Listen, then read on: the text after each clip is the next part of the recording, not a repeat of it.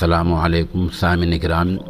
25 ربیع الثانی ہے، 1 دسمبر ہے۔ ادھر دارالحکومت دہلی سے خبر آ رہی ہے کہ 1 درجن ممبر پارلیمنٹ میں ہی واقع مہاتما گاندھی کے مجسمے کے سامنے دھرنے پر بیٹھے ہوئے ہیں اور دھرنا دے رہے ہیں، اور الزام یہ لگا رہے ہیں کہ ہمیں جو پارلیمنٹ سے معطل کیا گیا ہے وہ ناجائز ہے، غیر قانونی ہے۔ بتا دیں کہ 2 دن پہلے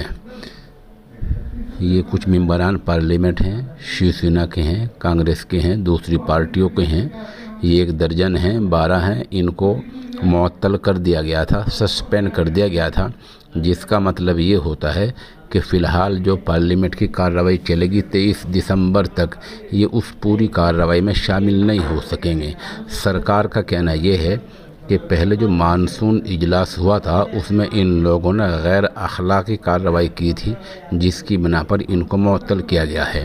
لیکن ان ممبران پارلیمنٹ نے اس کو غیر قانونی بتایا ہے، اور کانگریس پارٹی کے بڑے لیڈر ان کا پوری طرح ساتھ دے رہے ہیں۔